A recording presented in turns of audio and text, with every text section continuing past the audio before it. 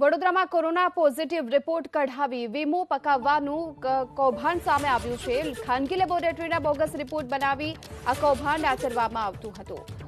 Mediclaim અનુસંધાને HDFC agro health જે છે, એચડીએફસી આર્ગો હેલ્થ, એણે આ મેડિક્લેમના દસ્તાવેજો આ યુનિપેથ લેબોરેટરીમાં મોકલેલા હતા અને યુનિપેથ જે લેબોરેટરી છે એમાં આ મેડિક્લેમમાં જે કોવિડ રિપોર્ટ્સ બતાવેલા છે કે કોવિડની ટ્રીટમેન્ટ નિમેશભાઈએ કરાવેલી છે એક બાલાજી હોસ્પિટલમાં, એ અનુસંધાને એની ખાતરી કરાવવા માટે યુનિપેથ લેબોરેટરીમાં રિપોર્ટ્સ આવતા યુનિપેથ લેબોરેટરીના જે સંચાલક છે અંકિતભાઈ ઝવેરી, ડૉક્ટર અંકિત ઝવેરી, એમણે ગોત્રી પોલીસ સ્ટેશનમાં અરજી આપેલી હતી કે આ જે કોવિડ રિપોર્ટ છે મેડિક્લેમમાં મૂકેલો છે, જેના આધારે મેડિક્લેમ મંજૂરી માટે 2,20,000 રૂપિયાની મેડિક્લેમ મંજૂરી માટે આવેલું છે જે મેડિક્લેમની કંપનીમાં, એ રિપોર્ટ એમની લેબોરેટરીમાં જનરેટ થયો જ નથી. એ જે કોવિડનો પોઝિટિવ રિપોર્ટ છે એ ખોટી રીતે ફોર્જ ઊભો કરવામાં આવ્યો છે અને એ આધારે ડૉક્ટર અંકિત ઝવેરી, બરોડા યુનિપેથ લેબની અમે એફઆઈઆર દાખલ કરી છે.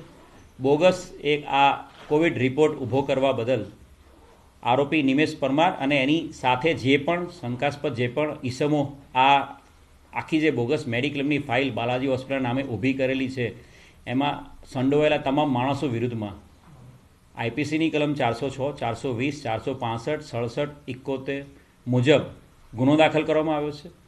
નિમેશ પરમાર પાસે આ મેડિક્લેમ હતો અને મેડિક્લેમની વેલિડિટી 6 મંથની હતી. એટલે નિમેશ પરમારે બાલાજી હોસ્પિટલનો સંપર્ક કરીને આ આખું એક મેડિક્લેમ અનુસંધાને આખી એની ઇન્ડોર પેશન્ટ તરીકે દાખલ થઈને એની આખી એક 2 નવેમ્બરથી 9મી નવેમ્બર સુધી ઇન્ડોર એડમિશન બતાવીને એના જે હોસ્પિટલના જે ઇન્ડોર પેશન્ટ તરીકે એના પ્રિસ્ક્રિપ્શન પ્લસ એના હોસ્પિટલના ઇન્ડોર પેશન્ટ તરીકે એની લેબોરેટરીના રિપોર્ટ્સ બધા જ ફાઇલ ઊભી કરીને આ મેડિક્લેમની ફાઇલ એચડીએફસી આર્ગો હેલ્થમાં મૂકવામાં આવેલી હતી અને કોવિડનો જે રિપોર્ટ છે એ ખોટો ઊભો કરેલાની કન્ફર્મેશન મળતા જ પોલીસે ગઈકાલે રાત્રે જ ગુનો દાખલ કર્યો છે. તો આ સાથે અન્ય ખબરો પર રહેશે નજર. રોકાઈશું બ્રેક માટે. આપ જોતા રહો એબીપી અસ્મિતા.